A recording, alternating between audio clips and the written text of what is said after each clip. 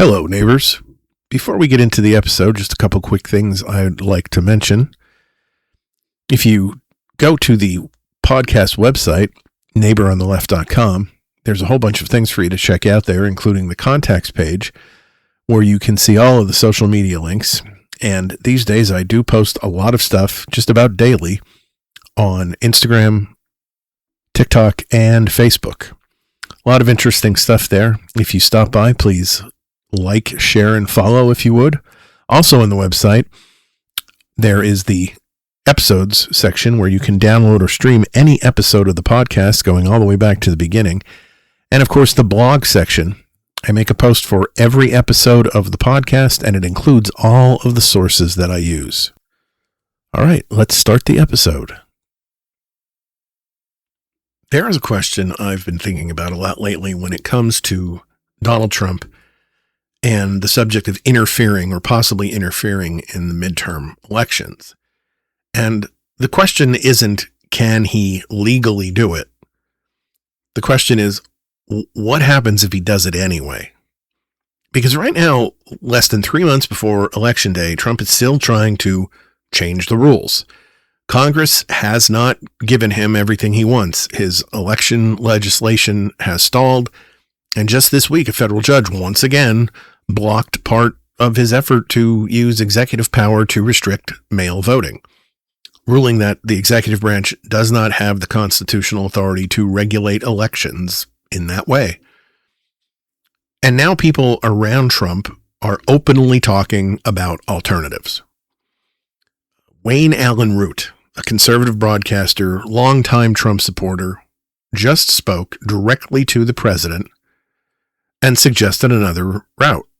Declare a national security emergency, use it to impose voter ID, proof of citizenship requirements, restrictions on mail-in voting, and Congress can't stop you.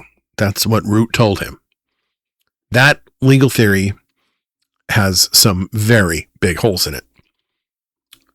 Trump's response to this suggestion wasn't, well, I can't do that, and it wasn't, that would be unconstitutional. Instead, he said, stranger things have happened. Because, of course, he did. Now, add something else to this picture. The Attorney General of the United States, Todd Blanche. He has publicly entertained the idea of federal immigration agents at polling places, while mocking the concern by essentially asking, why would anybody be worried about ICE at the polls unless they want illegal immigrants to vote? And, you know, we're still at war with Iran, a country with real cyber capabilities whose actors have already targeted American systems and attempted cyber operations connected to U.S. elections. Now, I'm not telling you that I've uncovered some secret plan connecting all of those things. I have not. I'm telling you, they're all sitting on the table at the same time. And there is a very dangerous assumption buried in the reassurance that our laws will prevent anything truly outrageous from happening. Because laws aren't force fields. An administration can act, a governor can object, a state can sue, a judge can issue an injunction. And while everyone is arguing over who had the authority to do what, the election is still happening. That's what I want to talk about today. The potential for chaos.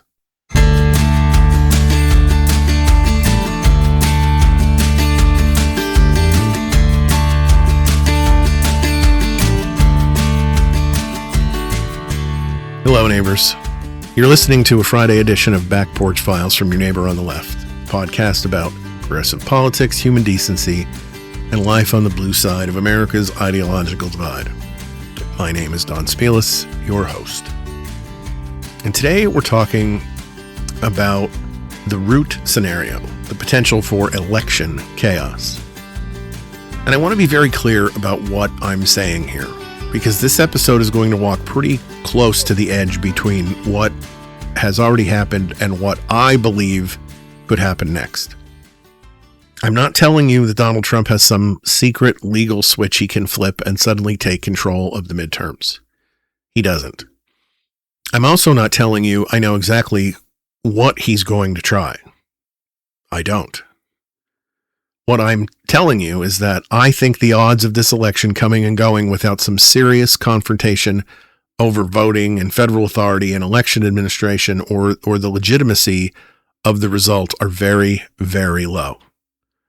And I don't say that because I'm just throwing darts at a wall. I say it because Trump has spent months trying to change election rules, pushing Congress, pushing executive power, attacking judges who block him, and making it very clear that he does not accept institutional resistance gracefully. If November comes and goes without some major incident, I will be relieved, but I'll also be genuinely surprised. Because right now, the idea that Donald Trump simply watches this election happen, accepts whatever rules are in place, accepts whatever the courts tell him, and lives with whatever result comes out of the other side, that seems next to impossible for me. So let's start with the pressure that's already building. Now, before we get to Wayne Allyn Root, before we get to Todd Blanche, before we get anywhere near the hypothetical, I want to establish something important. Donald Trump has already been trying to change the rules of this election. The legislative piece of that, of course, is the Save America Act. At its core, it would require documentary proof of citizenship for federal voter registration and photo identification for voting in federal elections. Trump has pushed it aggressively, and Republicans have tried repeatedly to move it through the Senate, but it still has not gotten the votes needed to overcome Senate opposition, and now they've gone on break. And this matters because Trump has made this more than just another Republican election bill. He has publicly tied his broader legislative agenda to it. He has urged senators to pass it. The White House has promoted it as a centerpiece of what it calls election integrity. But Congress has not given him what he wants. They have gone home for break, and the act is dead in terms of the midterm elections. So he has also tried executive power. In March, Trump signed an executive order aimed at tightening federal rules around mail-in voting and voter eligibility. Among other things, it directed federal agencies to help verify voter eligibility and attempted to impose new conditions involving mail-in ballots. And then the courts got involved. A federal judge in Massachusetts blocked major parts of that order, concluding that the executive branch doesn't have the constitutional authority to regulate elections the way Trump was attempting to do. The administration appealed. The First Circuit declined to lift the ruling. The administration went to the Supreme Court, and just this week, the same judge expanded the injunction to stop the Postal Service from implementing another piece of that order. And that is not the only place Trump's election push has run into judges. The Justice Department has been suing states to obtain detailed voter roll information. And as of last week, the administration had lost 21 straight court battles over those demands. 21. Judges appointed by presidents from both parties have rejected the federal government's claims of authority in those cases. So just look at the pattern. Despite no real verifiable evidence that any change is necessary, Trump wants broader federal control over who registers, how eligibility is verified, how mail-in ballots are handled, and what information states must give the federal government. Congress hasn't given him everything he wants. The courts keep telling him there are limits to what he can do on his own.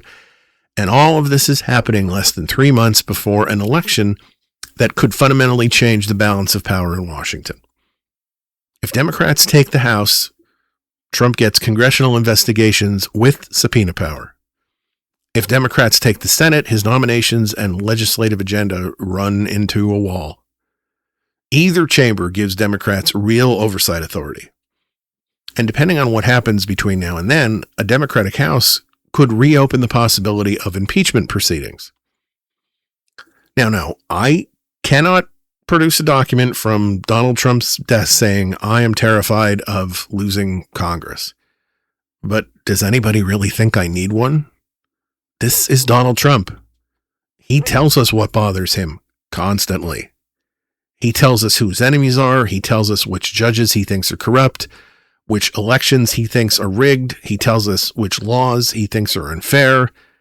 When Congress disappoints him, he tells us when institutions stand in his way. So when I look at what he's tried through Congress, what he's tried through executive action, what the courts have stopped, and what's at stake for him in November, I'm not throwing darts at a wall. I'm looking at pressure. And now somebody has walked up to Trump and out loud suggested another way around these obstacles. And that somebody is Wayne Allyn Root. Root is a conservative broadcaster, longtime Trump ally, and a very enthusiastic member of the Trump media universe. He's not an election law scholar. He's not a constitutional lawyer. He's not a government official. He's a partisan media personality. And this week, while talking directly to Donald Trump, Root laid out what he seemed to think was a way around this problem. So listen to this. If they never get the Save America Act done, you have the right to declare a national security emergency for elections. And the Supreme Court ruled in 1983 under Reagan that INS versus Chadha, that if you declare a national security emergency as the President of the United States, they can't challenge it. It can only be overturned by a 2/3 vote of both houses of Congress. So if you do this in the next month, we will get photo ID, proof of citizenship, and a limit to mail-in ballots. And Let you don't me just say even that need stranger the things Senate have vote. happened. Okay, I'll leave it at that. Now, first of all, I don't believe that Root is the lone voice in Trump's ear with this scenario. But either way, let's separate the part of that argument that has a smidge of legal reality behind it from where Root takes a running leap off the constitutional diving board. Root is basically right about one thing. Under the National Emergencies Act, Congress can terminate a presidential national emergency through a joint resolution. But because that resolution has to go through the normal constitutional process, it goes to the president, and if he vetoes it, then Congress would need a 2/3 vote in both chambers to override that veto. That framework reflects the Supreme Court's 1983 decision in NIS versus Chadha, which struck down the old one-house legislative veto mechanism. So yes, a president can declare an emergency, and yes, Congress may have a very difficult time terminating that emergency over the president's objection. But then Root smuggles in an entirely different proposition. He goes from Congress may have trouble ending the emergency to, therefore, once Trump declares it, he can impose voter ID and proof of citizenship and restrictions on mail-in ballots and whatever election rules he decides he wants. No, none of that can happen legally. None of it. Declaring a national emergency does not hand the president a blank sheet of paper with emergency powers written across the top. It activates specific authorities that Congress has already granted by statute. If Congress has not given the president a particular power, the declaration itself does not manufacture one. Election law scholar Rick Hassan made exactly that point in response to Root's argument this week. INS versus Chadha does not give Trump the authority to impose election rules through an emergency declaration. And it certainly does not give him a general power to take over elections.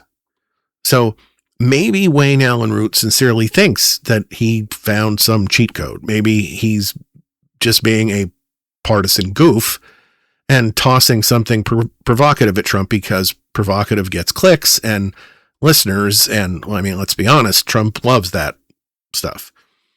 Maybe it's a little both. I don't particularly care, because the part I care about is what happened next. Root put this idea directly in front of the president of the United States, declare an emergency, go around Congress, impose all the election rules yourself, and Trump didn't say I can't do that. He didn't say that would be unconstitutional. He said, stranger things have happened. And that's where this stops being merely a goofy legal theory offered by a biased broadcaster. because Root is just a broadcaster. The next person we need to talk about is the Attorney General of the United States. Wayne Allyn Root can say something ridiculous on air, and at the end of the day, Wayne Allyn Root is still Wayne Allyn Root. And how many of you even knew his name before this week? Todd Blanche, on the other hand, is the Attorney General of the United States. The Senate confirmed him on August 8th by a 50-49 vote in the wee hours of the morning. He's no longer the acting Attorney General. He is the man running the Justice Department. So when Todd Blanche talks about federal agents at polling places, I listen differently. Here's that clip. If you're here illegally, you are not allowed to vote. So I also am not sure of the uproar of the risk of having a border patrol or an ICE agent at a polling location or looking into whether somebody is voting that shouldn't be. If you are here illegally, you cannot vote. And this is where I have a problem. Because the argument Blanche is making here is essentially, why would anyone object to ICE at a polling place unless they want illegal immigrants to vote? That argument is total bullshit. I don't buy for 1 second that Todd Blanche does not understand the answer to that question. He's not some guy at the end of the bar trying to work through election law after 3 beers. He is the Attorney General of the United States. He knows exactly how federal law enforcement works. He knows that apprehension comes first and determining status can come later. And we have documented examples proving that American citizenship does not create some invisible shield around you that prevents immigration agents from stopping, detaining, handcuffing, or transporting you while they sort out who you really are. ProPublica documented more than 170 U.S. citizens who were held by immigration agents in 2025. Some report it being kicked and dragged and handcuffed and otherwise subjected to force. So let's imagine a completely lawful voter, an American citizen, born here, registered, eligible. Everything exactly the way Todd Blanche says it should be. That voter approaches the polling place and sees ICE agents outside. Maybe that person is Latino. Maybe that person has been stopped by immigration enforcement before. Maybe they have a relative who's been stopped. Maybe, they've seen one of the thousands of videos that are out there of how ICE performs.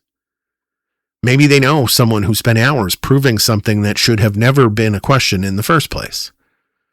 Do they know for certain that they're going to be apprehended? No way. Do they know for certain that they won't be? Also no. And that matters. Because the choice in front of them is no longer just, do I want to vote today? Now there's another question. Do I want to deal with ICE today? And those are not the same question. Here's another example. A naturalized citizen. They have every legal right that I have to walk into that polling place and cast a ballot. But perhaps English is not their first language. Maybe they're not comfortable arguing with federal agents. Maybe they're worried about being misunderstood. Maybe they're worried about being asked for documents they don't have in their glove compartment at that moment. Maybe they're perfectly legal and still don't want to risk spending the afternoon or several afternoons trying to convince somebody that they're perfectly legal. That is a totally rational concern. This idea that ICE apprehends the wrong person, checks a database, smiles politely, and says, "Terribly sorry, sir, please carry on," is a fantasy.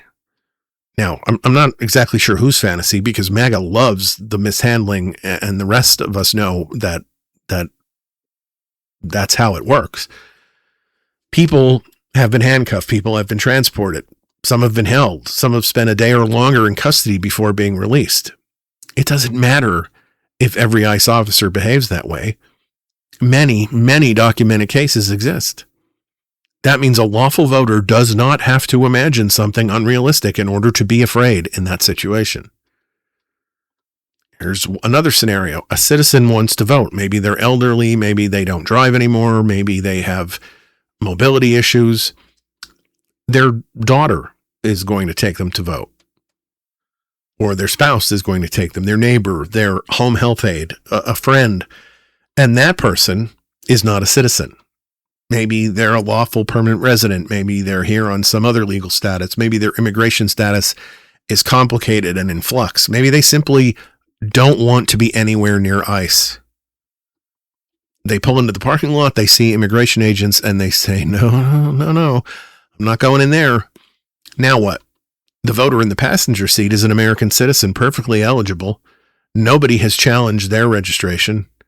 Nobody has arrested them. Nobody has touched them. But maybe they're going to go home now. That is what Blanche's framing totally ignores. The deterrent effect does not begin when ICE arrests somebody.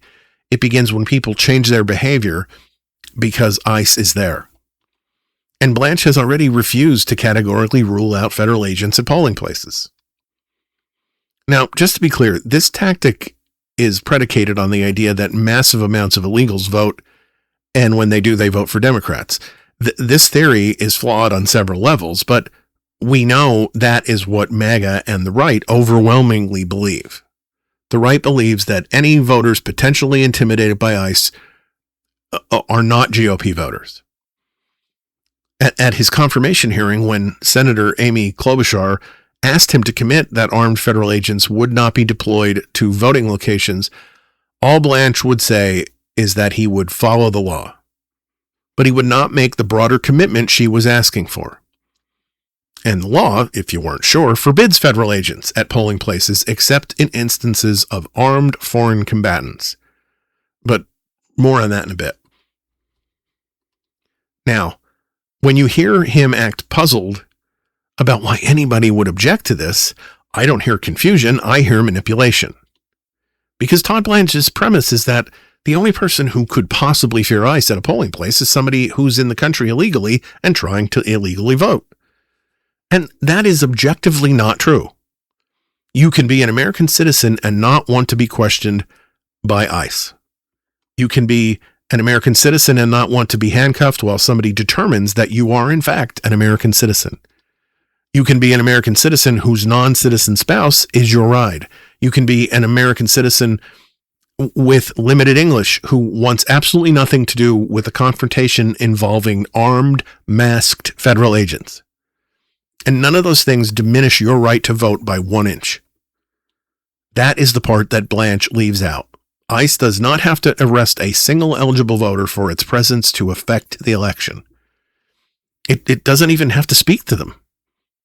If the voter sees immigration agents outside the polling place and decides this is not worth the risk, turns around and goes home, the intimidation has already worked. So before we go any farther, we need to answer the legal question cleanly, because I don't want to accidentally give Wayne Allyn Root more credit than he deserves. The president does not have general constitutional authority to run American elections. Period. End of sentence. For congressional elections, the Constitution gives the states the initial authority over the time and place and manner of the elections, and it gives Congress the power to alter those rules by law. The president is not handed some parallel power to step in and rewrite the system because he doesn't like what the states or Congress are doing or not doing. And declaring a national emergency does not change that basic structure. The National Emergencies Act allows a president to declare an emergency, but the declaration itself is not some magic incantation that creates new powers out of thin air. The president can invoke specific emergency authorities that Congress has already put into law. That is the key distinction. So if Trump declares an election-related national emergency, the first question isn't how scary does the emergency sound? The first question is, what statute are you relying on, and what exactly does that statute authorize you to do? That's where Root's theory runs into trouble. There is no legal basis for national emergency equals voter ID. There is no legal basis for national emergency equals proof of citizenship. There's no legal basis for national emergency, therefore I control mail ballots. There has to be an actual legal bridge between the declaration and the power being exercised. Now, federal personnel around elections are a little more complicated, because there are situations where federal officials can legitimately be involved.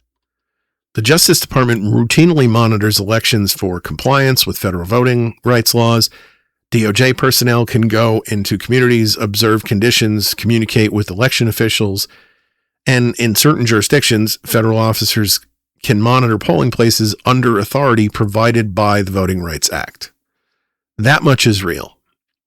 And if there's something like a bomb threat at a polling place, obviously the FBI can investigate it. If somebody attacks an election worker, federal law enforcement may have jurisdiction. If hackers penetrate an election system, the FBI can investigate that too. So I'm not going to make the sloppy argument that the sight of a federal badge within 100 yards of a polling place automatically means someone broke the law. That's not the case. But federal law also contains some very old and very deliberate restrictions designed to keep federal force away from elections. One of them is 18 U.S.C. Section 592. That law makes it a federal crime for a federal, civil, or military officer to order, bring, keep, or control troops or armed men at a place where an election is being held, with a narrow exception where force is necessary to repel armed enemies of the United States. Now, exactly how that statute would apply to ICE agents, FBI agents, or some particular deployment would depend on the facts and the mission and the authority being claimed, and probably a whole ton of lawyers arguing very loudly. But there's an obvious difference between Justice Department lawyers monitoring compliance with the Voting Rights Act and armed immigration agents visibly stationed around polling places because the administration says it's looking for illegal voters. Those are not remotely the same thing. And the same distinction applies to voting machines. Suppose there is a real cyber attack. Investigators have evidence that a particular election server was compromised.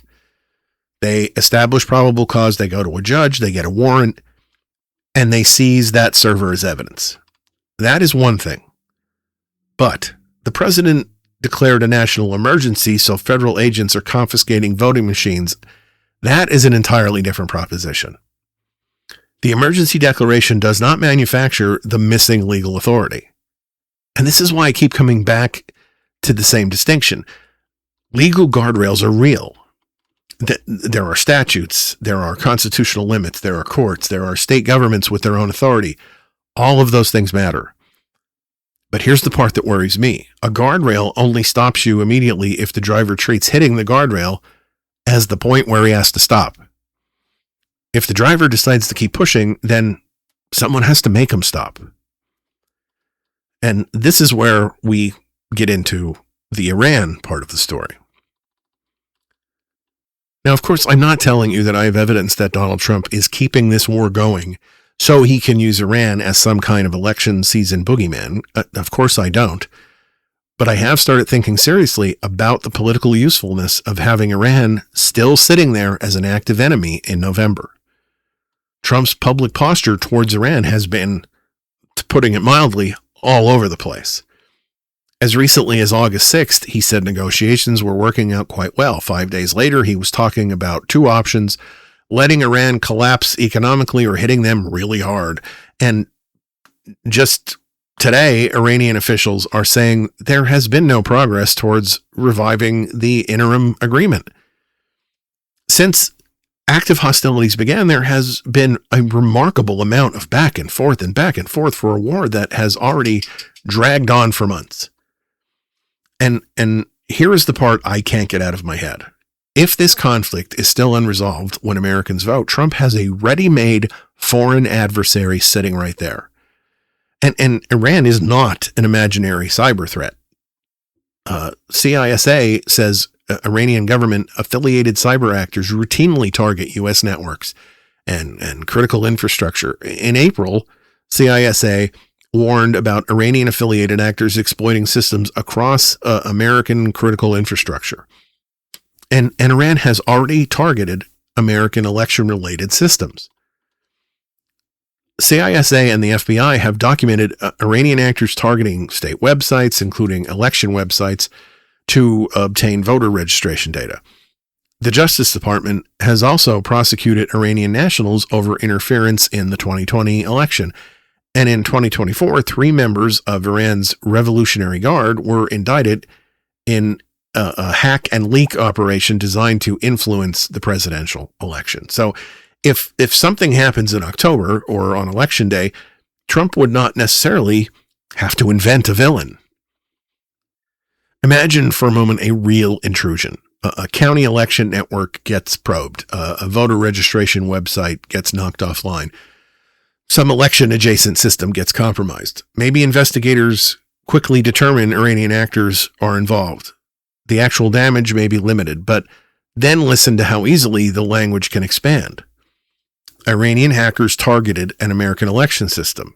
That becomes Iran is interfering in our election. And that then can become America is under attack. And then the president has a responsibility to protect the election. And then comes, I'm declaring a national emergency. That is what makes the scenario more troubling to me. The most realistic version does not require Donald Trump to fabricate an attack. It doesn't require somebody in the White House to invent evidence. It only requires a real event whose significance can be expanded far beyond what the technical facts actually justify. And now Wayne Allyn Root's little television theory suddenly has a triggering event, a real foreign adversary, a potentially real cyber incident, a real war going on, and potentially a very expansive interpretation of what the president is entitled to do in response. The danger may not have to be a fake emergency. It may be a real event used to justify something wildly disproportionate to the threat. There's one more bridge that I want to build before we put the whole scenario together, because Trump has spent years describing immigration in the language of invasion. Foreign threat, enemy activity, national security, hostile actors crossing the border.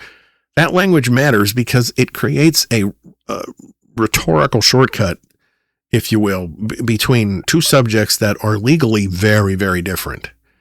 Immigration enforcement versus election security. Now, to be clear, the president can't simply point at undocumented immigrants, call them a foreign threat, and magically unlock whatever election powers that he wants. That's not how the law works.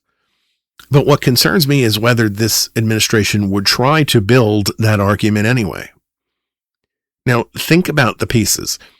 Trump and his allies repeatedly claim that non-citizens are voting illegally. Todd Blanche has openly suggested that people should not fear ICE at polling places unless they want illegals to vote. Trump has repeatedly framed immigration as an invasion and a national security threat. So how hard would it be to fuse all those ideas together? What happens if the administration says foreign nationals are attempting to interfere in American elections? Then comes, that is a form of foreign interference.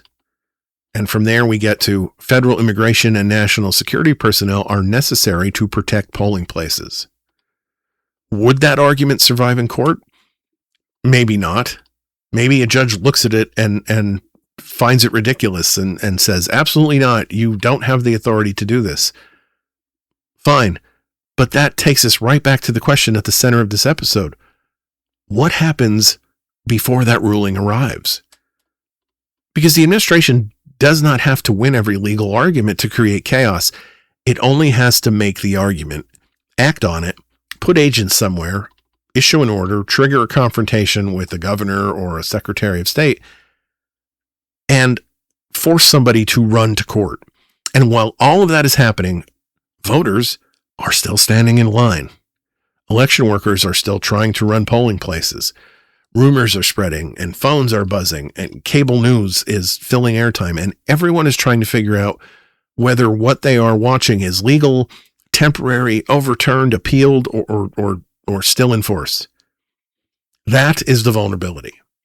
Not some secret constitutional loophole, not some magic emergency power, just time. And now, if you take everything we've talked about so far and put it together, you get what I think, or what I think of as the Root scenario. Now, I'm going to put this all together, and remember, what I'm about to describe is purely hypothetical. I'm not telling you this is a plan. I'm not telling you these exact events are going to happen. I'm asking you to consider how quickly things could spiral if even a part of this logic gets put into practice. All right, so it's election day. Let's say it's 10:30 in the morning. Trump appears on television and he says federal intelligence has detected a cyber attack against American election infrastructure. Maybe Iran is suspected. Maybe investigators have already identified Iranian involvement. Maybe they haven't. Maybe the intrusion is serious. Maybe it's limited. Maybe intelligence officials themselves are still trying to determine exactly what happened. But Trump says the United States is under attack. He says a foreign adversary is attempting to interfere with the election, and he declares a national emergency. Then the administration announces what it calls emergency measures to protect election integrity. Federal personnel begin moving. FBI cyber teams are dispatched to investigate compromised systems. That part, depending on the circumstance, could be entirely legitimate. But maybe DHS personnel are sent too. Maybe ICE or CBP agents begin appearing around certain polling places under some claimed election security or immigration enforcement rationale. Maybe federal officials begin requesting access to election servers and voter databases, tabulation systems, logs, or the physical voting equipment. And that is where things start to get messy, because some state official or some local officials would cooperate and others wouldn't. One county says, sure, come on in, take a look. Another county says, absolutely not without a warrant. A Secretary of State tells local election officials do not surrender equipment without proper legal authority. A governor tells the federal government to stay out of state election operations. Federal officers then respond, this is a national security investigation. And suddenly you have two governments staring at each other over equipment that's being used to count votes while the election is still underway. And it's only 11:15 at this point. And at this point, video starts appearing online showing federal vehicles outside election facilities. Maybe one clip shows ICE agents near a polling location. Another shows FBI agents entering a county election office. Some of the videos are real. Some are from completely different places. Some are old. Some are mislabeled, but it doesn't really matter. They spread anyway because that stuff does. And by noon, people are posting, ICE is checking voters. Federal agents are seizing voting machines. Iran hacked the election. Trump is taking over the polls. Illegal voters are being arrested. Some of those claims may contain a piece of truth. Others may be complete nonsense. But social media isn't known for waiting patiently until the facts are sorted out. And of course, neither is cable news. So now the entire country is watching. Now we're up to 12:45, and imagine county election office announces that federal investigators are demanding access to election equipment.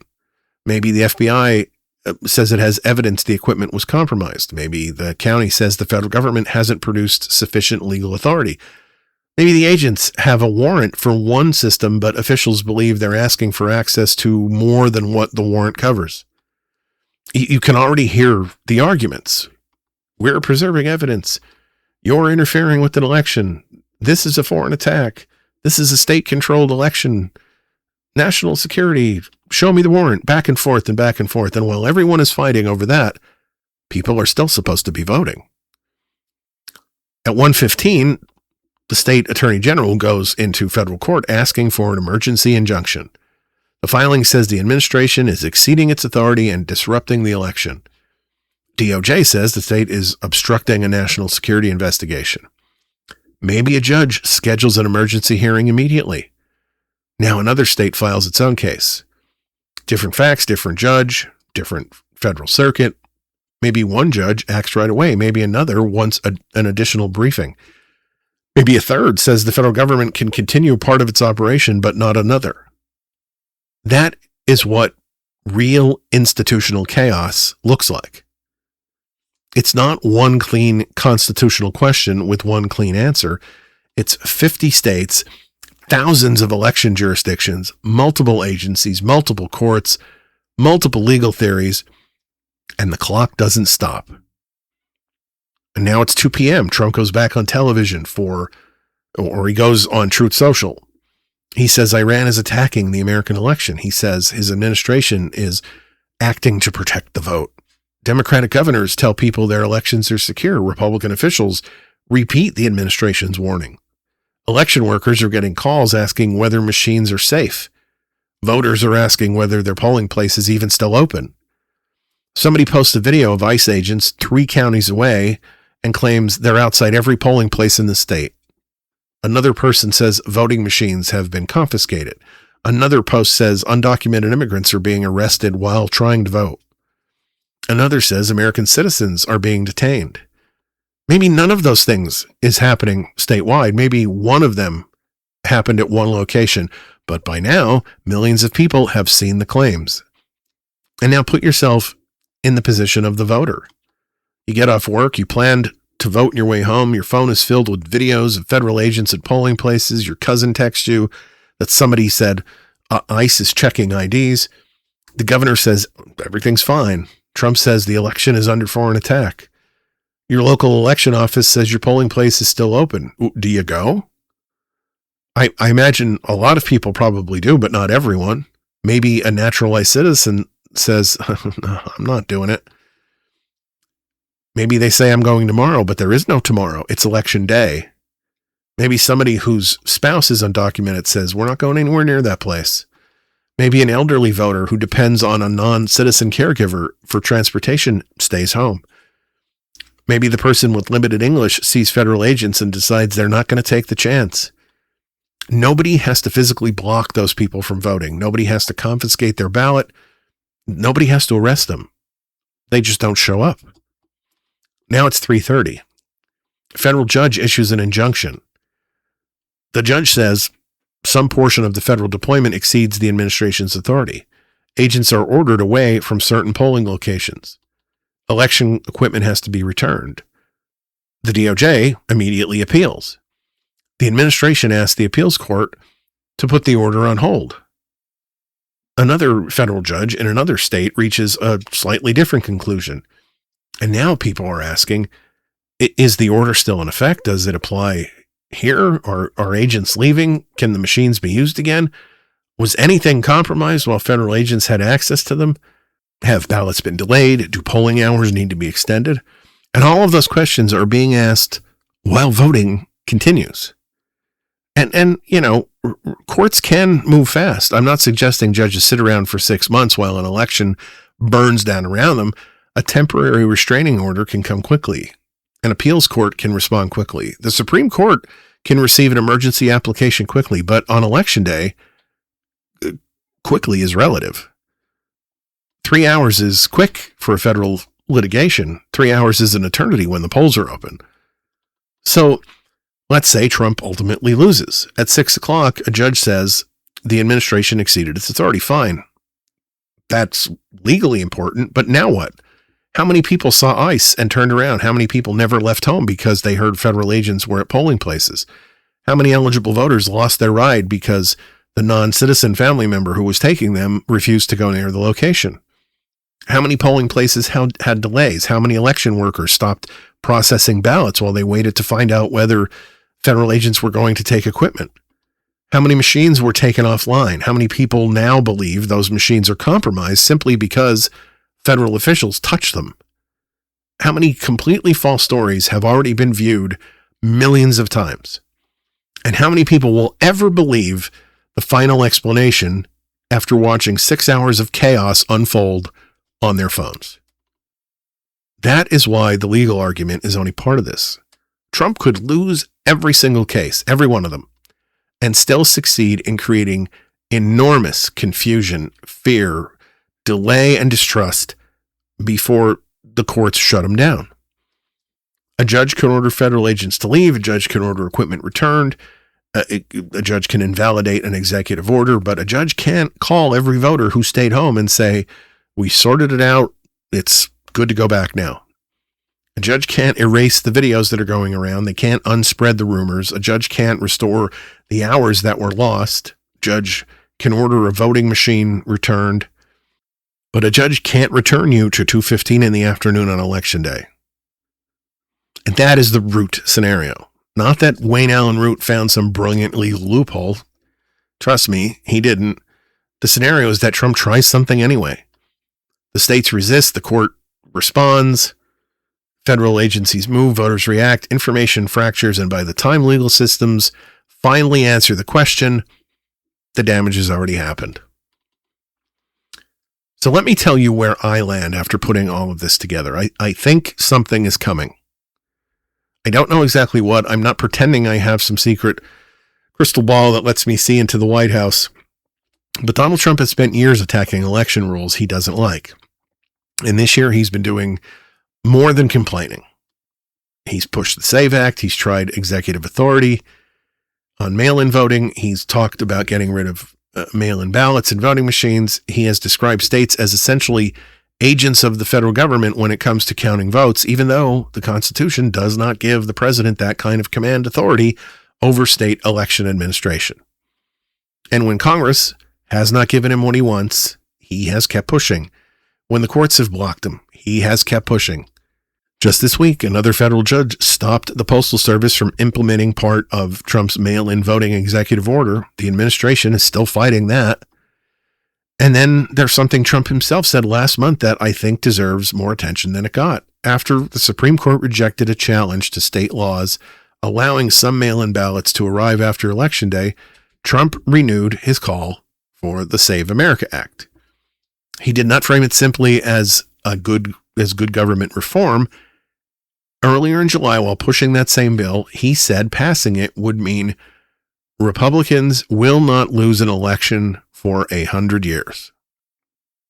Now, that is not the language of somebody who sees election rules as some neutral administrative exercise. He sees political consequences. He tells you that. And the consequences this November are enormous. A Democratic House means investigations and subpoenas and hearings and oversight. Potential impeachment proceedings, depending on what develops. A Democratic Senate changes what Trump can get confirmed and what legislation can move.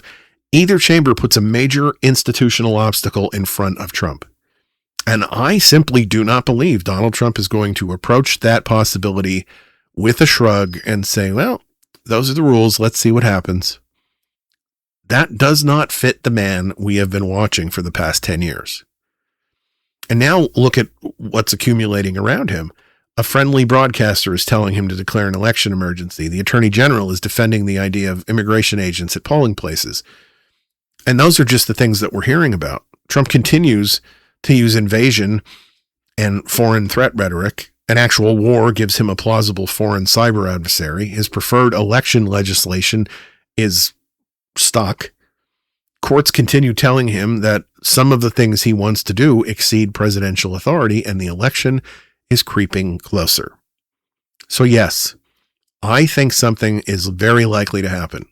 Maybe it involves emergency powers, maybe ICE, maybe another executive order, maybe something with mail-in voting, maybe a cyber attack, a fight over voting machines, a certification dispute after votes are counted. Maybe it's something none of us have even thought of yet. I'm not predicting the mechanism. I'm predicting the confrontation. Because at this point, the idea that Donald Trump simply allows the midterm election to unfold, accepts the rules that are in place, accepts every unfavorable court decision, accepts whatever result voters produce, and quietly lives with the Democratic House and Senate, that seems impossible to me. And maybe I'm wrong. I hope I am. But if November comes and goes without some significant Trump-driven confrontation over how this election is conducted or whether its outcome should be trusted, I won't just be relieved. I will be genuinely shocked.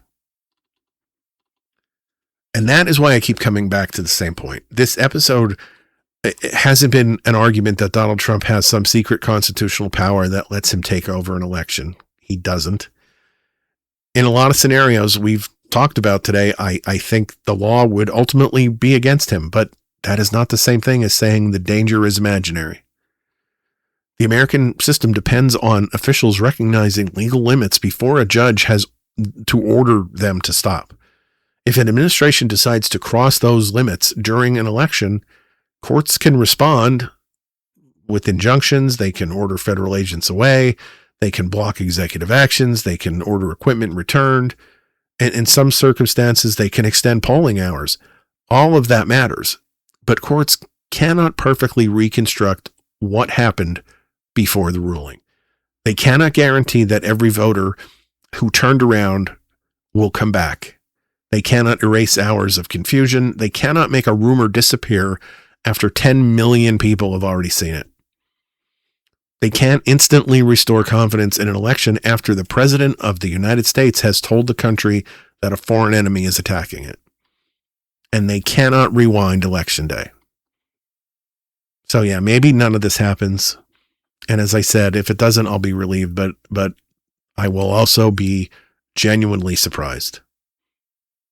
Given everything Donald Trump has said, everything he has tried, the political stakes he faces, his frustration with Congress, his frustration with the courts, and the extraordinary election ideas now being discussed openly around him, I have a very hard time believing this election simply comes and goes without a major confrontation.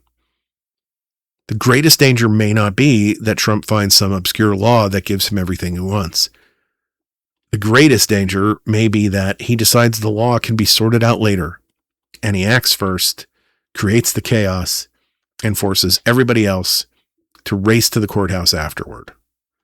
And if that happens, whatever the courts eventually decide, the chaos will already be very real. Thank you, everyone, for taking the time to download and listen to this episode of Your Neighbor on the Left, Friday Back Porch Files installment. I am so glad that you did. I think the topic of this particular episode is rather important, and I would love to hear what your thoughts are on it.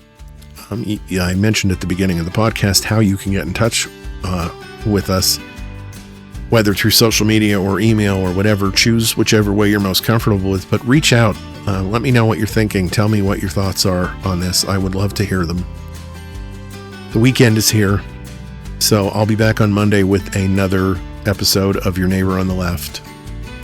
So between now and then, do me a favor, stay engaged, stay kind, and have the kind of weekend you'd wish for others.